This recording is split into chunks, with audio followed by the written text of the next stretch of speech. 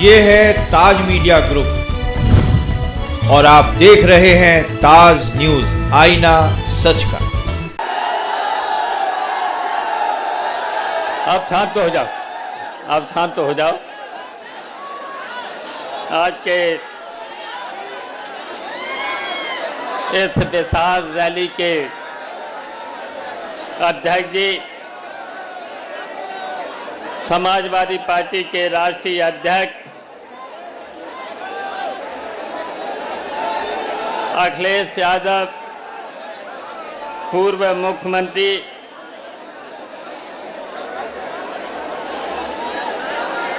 और कई बार के सांसद और विदेश मंत्री रहे सलीम शेरवानी साहब,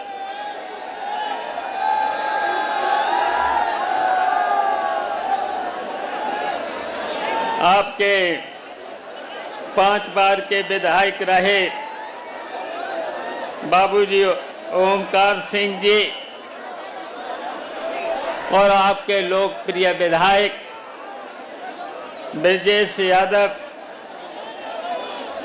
पूर्व सांसद बदायूं लोकसभा के प्रभारी वीरपाल सिंह यादव, समाजवादी पार्टी के जिला अध्यक्ष आशीष यादव, चेयरमैन बाबर मियां साहब, पूर्व विधायक जीनत जी, चेयरमैन नासी खान जी और अभी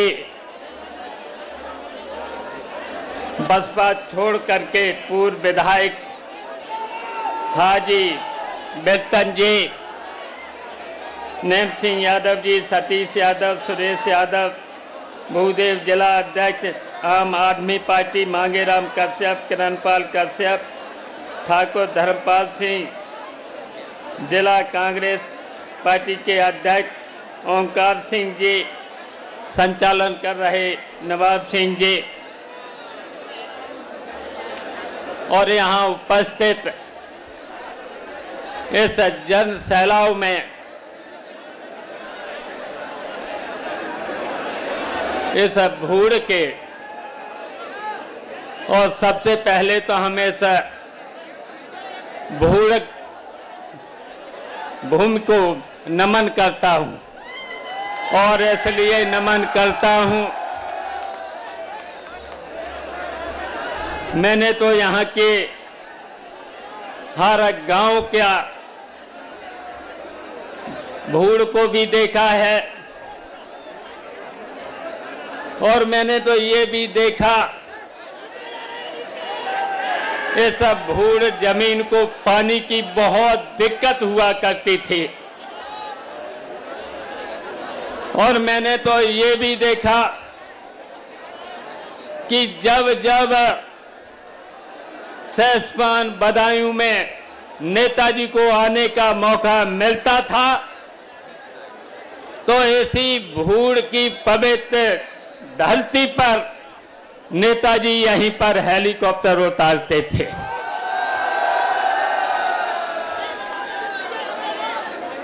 और आप सब लोग समझ रहे होंगे ये सब भूड़ धरती को पानी से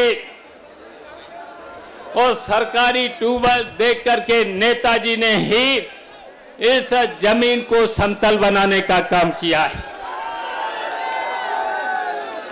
और आपको ये भी कि यहां पर आप लोगों ने नेताजी से ब्लॉक की मांग की थी और नेताजी ने उस ब्लॉक को भी स्वीकृति दे दी थी, लेकिन भारतीय जनता पार्टी की जैसे ही सरकार आई उस ब्लॉक का भी जो नेताजी ने स्वीकृत किया था उसे निरस्त कर दिया और आपको ये भी पता है कि नेताजी ने यहां पर अस्पताल भी बनाने का काम किया था जिससे यहां के भूड़ के लोगों की, भूड़ के गरीबों के, किसानों के सबका यहां से स्वास्थ्य और दवाई मिले, अस्पताल से दवाई मिले। लेकिन आज उस अस्पताल में कोई भी डॉक्टर नहीं है। यहां पर नेताजी ने एक कॉलेज दिया था और आज उस कॉलेज में कोई टीचर नहीं है। सब टीचर यहां से हटा लिए गए हैं। आज लड़कों को लिए पढ़ाई का इंतजाम भी नहीं है। तो हम तो कहेंगे यहां भूड़ और नादा के लोगों के, सैसवान के लोगों से अब देखिए 7 तारीख को अब जब आप वोट डालोगे तो वोट उस तरीके से डालना आंधी के रूप में आपका वोट पड़े। और जैसे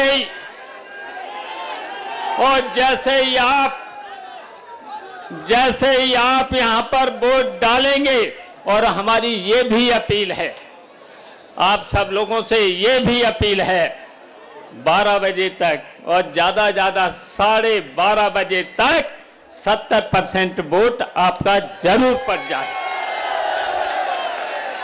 और 5 बजे तक 95% आपका वोट जरूर पड़ जाए। बताइए इतना पड़ेगा? तो इसलिए हम आपसे यही अपील करेंगे और आपसे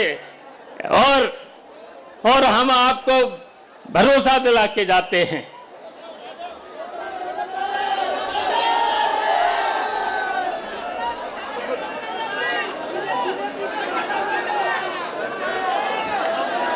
देखिए, हम आपको भरोसा दिलाते हैं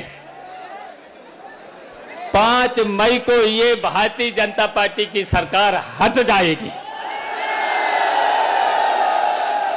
और उसके बाद उत्तर प्रदेश से भी भारतीय जनता पार्टी की सरकार हट जाएगी। तो इसलिए सब लोग एक होकर के आपस में कोई भी अब मन मुटाव नहीं रखना। बताओ, आपस में कोई मन मुटाव नहीं रखना। बताओ, मन मुटाव छोड़ देना। बताओ, छोड़ोगे?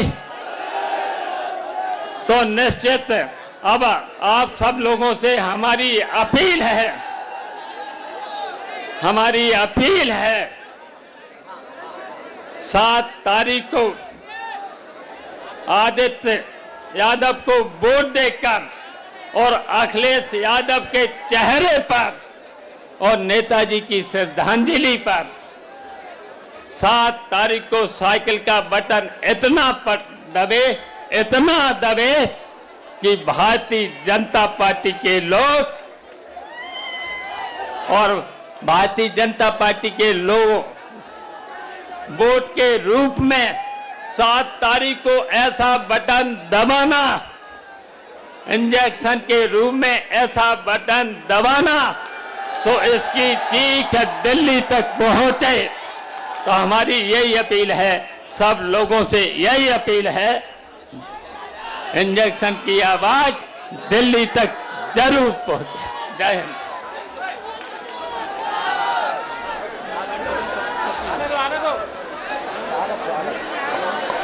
अब राष्ट्रीय अध्यक्ष जी का उद्बोधन हो, उससे पहले माननीय राष्ट्रीय अध्यक्ष जी का स्वागत ब्रजेश यादव स्वागत करेंगे। स्वागत है भैया, स्वागत पहले, स्वागत भैया बाद में जाएगा स्वागत। हाँ बोल देना स्वागत। बोलो। साथियों, भैया से मैंने अनुमति ली है कि स्वागत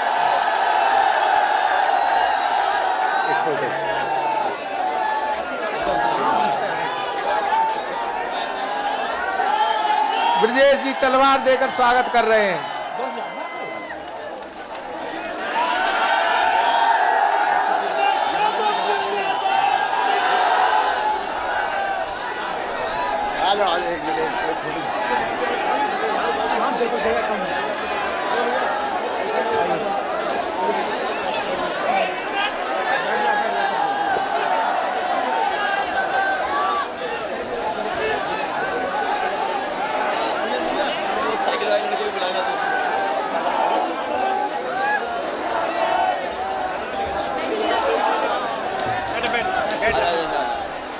ये नाधा की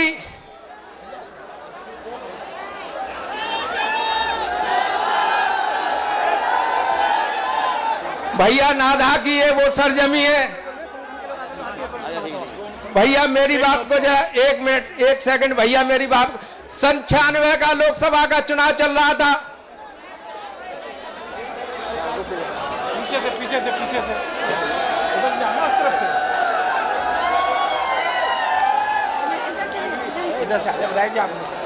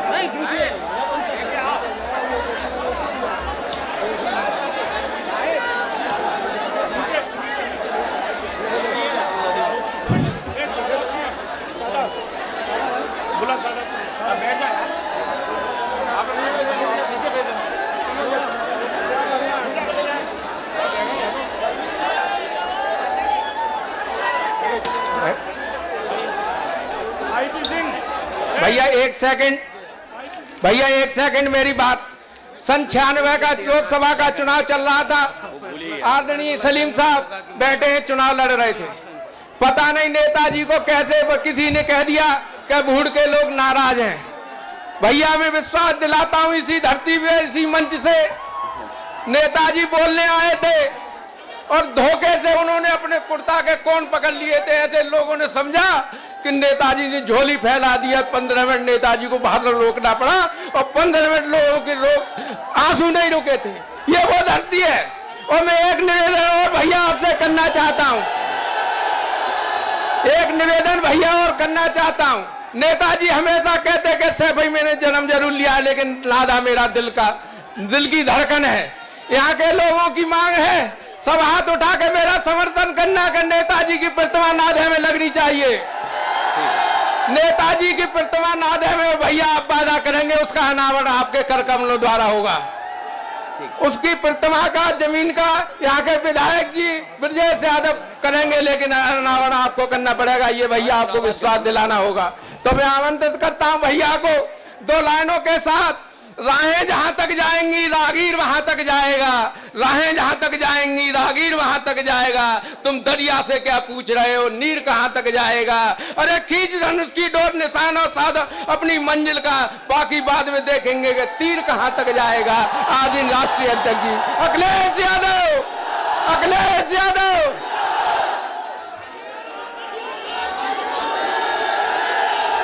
मंच पर समाजवादी पार्टी के राष्ट्रीय महासचिव आदरणीय शिवपाल सिंह यादव जी, हमारे आपके और बहुत पुराने नेता, पूर्व में रहे विदेश मंत्री, कई बार के सांसद आदरणीय सलीम शेरवानी साहब, यहां से विधायक रहे आदरणीय ओमकार सिंह जी, विधायक ब्रजेश यादव जी, यहां से रहे पूर्व विधायक हाजी विट्ठन अली साहब, पार्टी के पूर्व सांसद बीरपाल सिंह जी, पार्टी के जिला अध्यक्ष आशीष यादव, विधायक हिमांशु यादव, बाबर मियां, नईम सिंह, सतीश यादव, सुरेश यादव, भूदेव, जिला अध्यक्ष आम आदमी पार्टी मांगीराम कश्यप जी, हाल में ही समाजवादी पार्टी के बने एमएलसी पूर्व मंत्री किरणपाल कश्यप जी, डॉक्टर धर्मपाल सिंह जी, जिला अध्यक्ष कांग्रेस ओमकार सिंह जी, इस कार्यक्रम का संचालन कर रहे नवाब सिंह जी, जिला पंचायत सदस्य गजेंद्र यादव जी से लेकर के बहुत सारे हमारे सभी समाजवादी पार्टी के नेता जो मंच पर हैं, जावेद आबदी से लेकर के सभी हमारे समाजवादी साथी, कांग्रेस पार्टी के नेता, आम आदमी पार्टी के नेता, और मैं देख रहा हूं हमारे बाईं तरफ एक मंच है, दूसरा दाईं तरफ। इन मंचों पर बैठे हुए सभी समाजवादी साथी और चुनावी जनसभा में आए हुए आदरणीय बुजुर्ग, माताएं, बहनें, नौजवान साथी और पत्रकार बंधुओं, मैं सबसे पहले यहां पर उपस्थित सभी लोगों का बहुत बहुत धन्यवाद और आभार प्रकट करूंगा कि जहां इतनी गर्मी है और सूरज एकदम हमारे सर पे है, उसके बावजूद भी सुबह से चल करके आप लोगों ने इस कार्यक्रम को सफल बनाने का काम किया है। न केवल कार्यक्रम सफल बनाया है, बल्कि ये भरोसा दिलाया है कि इस बार बदायूं की जनता और इस विधानसभा के लोग न केवल जिताने जा रहे हैं, बल्कि रिकॉर्ड बना करके जिताने जा रहे हैं। ये वो क्षेत्र है जहां पर समाजवादियों को ताकत मिलती है और ये मौका ऐसा आया है कि समाजवादी आंदोलन से बहुत सारे साथी जुड़ गए हैं और जुड़ने के बाद मैं ये कह सकता हूं कि गुन्नौर के बाद अगर सबसे बड़ी जीत किसी विधानसभा में होने जा रही है तो यही सैसवान विधानसभा सबसे ज्यादा वोटों से जिताने जा रहा है। आपका और हमारा चुनाव 7 तारीख को है। वैसे तो उत्तर प्रदेश का चुनाव 7 चरणों में होने जा रहा है। ये चुनाव जो हो रहा है, हालांकि यहां से आदित्य चुनाव लड़ रहे हैं, लेकिन जहां तक ये चुनाव है, जिस क्षेत्र में वोट इस चरण का आखिरी पड़ने जा रहा है, वो चाचा का क्षेत्र है, जसवंत नगर क्षेत्र है और वो मैनपुरी लोकसभा में आता है। अब ये मुकाबला इस बात का है कि सैसवान के लोग ज्यादा वोटों से जिताएंगे कि चाचा के क्षेत्र के लोग समाजवादी पार्टी को ज्यादा वोटों से जिताएंगे। और हमें तो ये लगता है कि बदायूं की जनता ने इतना प्यार दिया है चाचा को कि अब चाचा यहीं के रह जाने वाले हैं। अभी तक तो आपको किसी को कह के काम कराना पड़ता था, अब आदित्य आ गए हैं, चाचा हैं, तो अब आपको कहीं किसी और से नहीं कहना पड़ेगा, अपने आप सीधा सीधा आपका काम होगा। मैं अभी एक दिन पहले ही आपके जिले में आया था और मैंने जो जन समर्थन देखा था, उससे ज्यादा हमें यहां पर जन सैलाब दिखाई दे रहा है। हालांकि हमारा पंडाल छोटा पड़ गया, जहां धूप है और धूप के बावजूद भी लोग अपने अंगोछे से सर ढक करके धूप से बचते हुए हम लोगों का कार्यक्रम सफल बना रहे हैं। न केवल बाईं तरफ, और मैं दूर दाईं तरफ भी देख रहा हूं, और जो पेड़ है हमारा उसके नीचे तो इतने लोग हैं, छाए के अंदर हम लोगों की बातें सुन रहे हैं। ये 7 तारीख का चुनाव और जो वोट पड़ने जा रहा है तीसरे चरण का, ये भारतीय जनता पार्टी को 7 समुंदर दूर फेंक देगा। ये चरण उनका सफाया करने जा रहा है। पहले दूसरे चरण की हवा तो आपको पता लग गई होगी। पहले दूसरे चरण में जो जनता ने भारतीय जनता पार्टी को पलटा है, रहा बचा तीसरे चरण वाले लोग इन लोगों का सफाया करने जा रहे हैं। और सफाया इसलिए होने जा रहा है, इन्होंने कोई वर्ग नहीं छोड़ा जिससे इन्होंने नकली बातें न की हों। पिछले 10 साल का अगर इनका हिसाब किताब देखें तो इनकी हर बात झूठी निकली और इनके झूठे वादे निकले।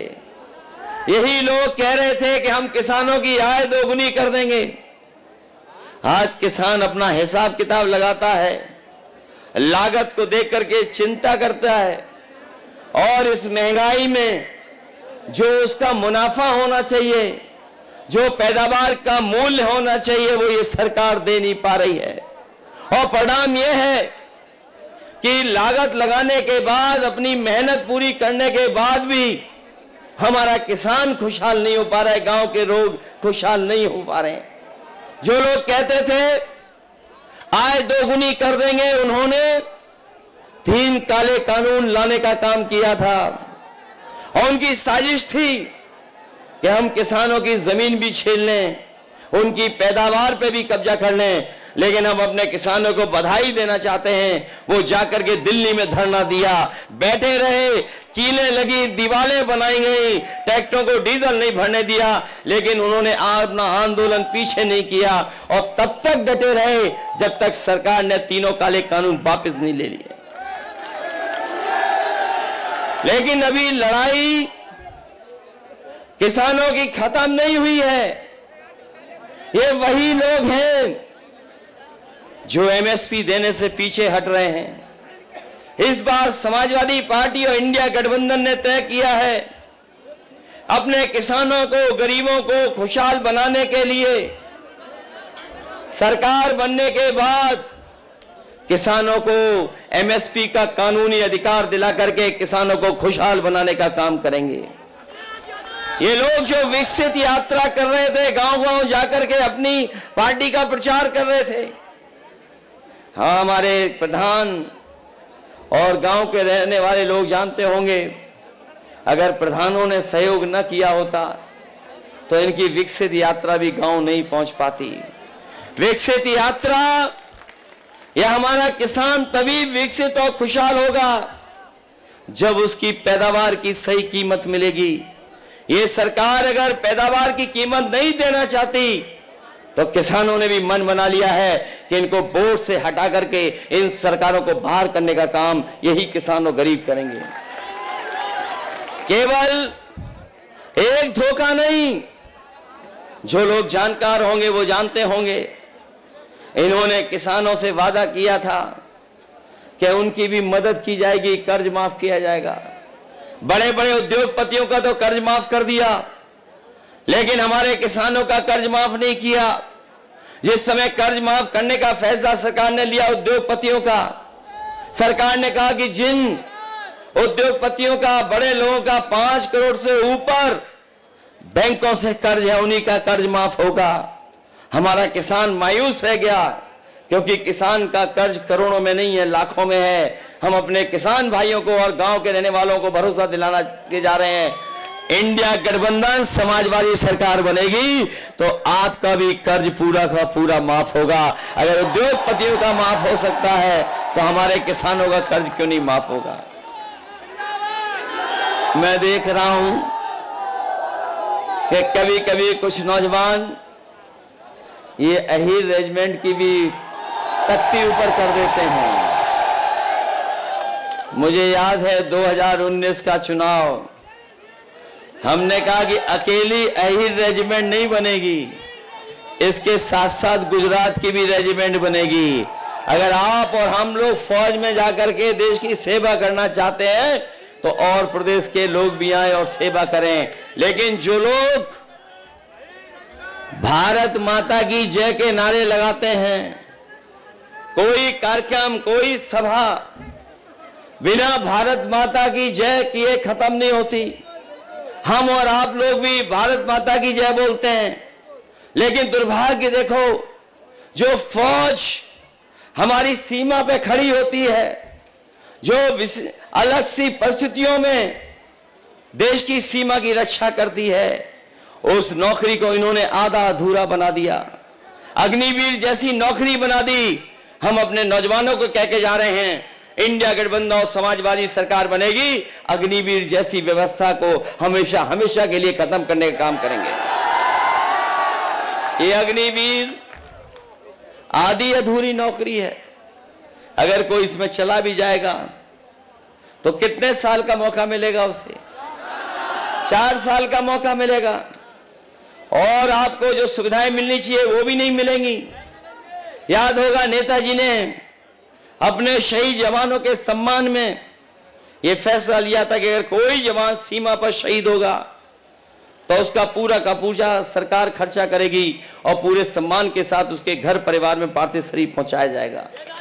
लेकिन अग्निवीर अगर कोई शहीद होगा तो शायद उसको वो भी सम्मान नहीं मिलेगा। इन्होंने केवल अग्निवीर से नौजवानों को निराश नहीं किया, बल्कि इस सरकार में जितनी भी परीक्षाएं लिखी गई हैं सब पेपर लीक हो गए। और हमारा नौजवान जानता होगा 10 परीक्षाओं से ज्यादा के पेपर लीक हुए हैं और यह सरकार जानबूझ करके करा रही है। जिन नौजवानों का इन्होंने भविष्य अंधकार में डाला है, अगर हम उनका हिसाब किताब लगा लें तो अभी तक 60 लाख ऐसे बच्चे हैं जो परीक्षा लिखने गए लेकिन परीक्षा का पेपर लीक हो गया, उसकी वजह से वो परीक्षा नहीं दे पाए। वो 60 लाख हैं और अगर उनके मां बाप को जोड़ दें तो 60 लाख गुणा 3 कर दें। अगर हम एक जो नौजवान था जो परीक्षा देने गया था उनके मां बाप 3 सदस्य अगर हम जोड़ लें तो 60 लाख से अगर हम गुणा कर देंगे तो 1 करोड़ 80 लाख, और यही 1 करोड़ 80 लाख का अगर हम भाग दे देंगे 80 लोकसभाओं से तो इनका 2,25,000 लोग नाराज हैं इनसे। बताओ 2,25,000 से कैसे बचेंगे ये? केवल यही हिसाब किताब नहीं, बल्कि आपने देखा होगा इनकी सरकार में हर एक वर्ग के लोगों को धोखा दिया है इन्होंने। ये अब जो लोग संविधान को खत्म करना चाहते थे अब उस रास्ते पर हैं कि बाबा साहब भीमराव अंबेडकर जी का संविधान को भी ये छेड़खानी करके खत्म करना चाहते हैं। लेकिन हमने देखा है जनता को कि जो लोग संविधान खत्म करना चाहेंगे उन लोगों को सरकार से बाहर निकालने का काम जनता करने जा रही है। न केवल ये संविधान पे खतरा पैदा किया है, बल्कि याद होगा इन लोगों ने हमें और आपको कोरोना में वैक्सीन लगवा दी। बताओ वैक्सीन लगने वालों को खतरा हो गया कि नहीं हो गया? एक तरफ संविधान को खतरा और दूसरी तरफ हमारी आपकी जान को खतरा पैदा कर दिया। इन्होंने किसी को नहीं छोड़ा जिसको वैक्सीन न लगवा दी हो। बताओ वैक्सीन की सूचना तो पढ़ ली होगी आपने कि जिन्होंने वैक्सीन लगवाई है उनको हार्ट से लेकर के और भी कुछ चीजों की चिंता करनी पड़ेगी। हम आज सरकार से कहना चाहते हैं कि अगर आपने वैक्सीन फ्री लगवाई थी तो कम से कम गरीबों का और जिन लोगों को वैक्सीन आपने लगवाई है उनकी जांच और ईसीजी भी फ्री हो जाना चाहिए। क्योंकि अगर वैक्सीन लगी है तो पता नहीं कब खतरा पैदा हो जाए। इसलिए सरकार ये जिम्मेदारी ले, अगर उन्होंने वैक्सीन की जिम्मेदारी ली थी तो इस बात की भी जिम्मेदारी ले कि गरीबों की जांच फ्री होगी। जांच फ्री कर करके ईसीजी कराए, नहीं तो पता नहीं कब किसका हार्ट अटैक आ जाए, कोई पता नहीं। इसलिए ये सरकार ऐसी है जिसने न केवल किसान नौजवानों को धोखा दिया है बल्कि वैक्सीन के नाम पर आम लोगों को धोखा देने का काम किया। और वैक्सीन जो कंपनियां थी उनसे भी पैसा वसूल लिया। इलेक्टोरल बॉन्ड जो इन्होंने लिए, कोई नहीं बची कंपनी जिससे पैसा न ले लिया हो। चंदा लिया है और दबाव बना करके चंदा लिया है। 1,000 करोड़ से लेकर के 1,000 करोड़ से लेकर के कई सौ करोड़ चंदा वसूल लिया। बताओ चंदा वसूला कि नहीं वसूला इन्होंने? और याद रखिएगा अगर चंदा वसूला गया है, जिन उद्योगपतियों से उन्होंने मुनाफा के लिए आज महंगाई हमारे और सामने लाने का काम किया है, महंगाई भी उसी के कारण है। इसलिए हम आपसे विशेष अपील करने आए हैं। ये 7 तारीख को वोट पड़ने जा रहा है। ये तीसरे चरण का चुनाव है। बदायूं से लेकर के मैनपुरी, बदायूं से भी नेताजी सांसद रहे, आपने चुन करके भेजा। जितना लगाव उनको मैनपुरी इटावा से था, उससे ज्यादा लगाव बदायूं की जनता से भी नेताजी का हमेशा बना रहा। और जब भी हम लोग सरकार में आए, बदायूं को कभी विकास में पीछे नहीं छोड़ा। चाहे सड़कें बनानी हो, चौड़ी चौड़ी सड़कें बनी, चाहे बिजली के इंतजाम के लिए सबस्टेशन बनाना पड़ा हो, चाहे अपने गरीब लोगों के स्वास्थ्य की चिंता कर करके मेडिकल कॉलेज दिया हो, और चाहे एम्बुलेंस से लेकर के 100 नंबर वाली व्यवस्था की हो, समाजवादी सरकार में हर व्यवस्था करने का काम किया। चाहे लैपटॉप बांटने की बात रही हो और चाहे और सुविधा देने की बात रही हो, समाजवादी सरकार में सुविधा हमेशा देने का काम हुआ। इसलिए हम आपसे विशेष निवेदन अपील करने आए हैं कि ये सहसवान जो अच्छे रिकॉर्ड मतों से जिता सकता है, रिकॉर्ड मतों से जिताना और इतने वोटों से जिताना कि पता लगे लोगों को कि हां, सहसवान के लोग भी और बदायूं की जनता भी इस बार भारतीय जनता पार्टी को सबक सिखाने के लिए तैयार थी। इसलिए मदद करिए, सहयोग करिए। हम आपको भरोसा दिलाते हैं, जिस विश्वास के साथ आपने हमेशा सहयोग किया है इस क्षेत्र के विकास के लिए, हम समाजवादी हमेशा तैयार रहेंगे। और आदित्य तो नौजवान है, नौजवान बहुत दिनों तक आपके बीच में रहेगा और बिना भेदभाव के आपके बीच में आपका सम्मान कर करके इस क्षेत्र का विकास कराने का काम करेगा। उसके लिए जो भी सहयोग करना पड़ेगा, हम समाजवादी लोग मिलकर के उसका सहयोग करेंगे। इन्हीं शब्दों के साथ हमें पूरा भरोसा है कि आप सब लोग मिलकर के अच्छे वोटों से उन्हें जिता करके भेजोगे।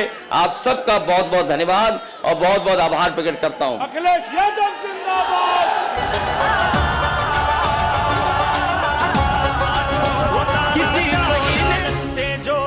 किसी को ईडी ने तोड़ा, मनोबल भारत का था जो वो तानाशाही ने तोड़ा। भारत को हमने जोड़ा है, तुमने तो इसको तोड़ा है। तानाशाह ने देश की कश्ती को मझधार में लाके छोड़ा है। भारत का किसान ये कहता है, सीमा पे जवान ये कहता है,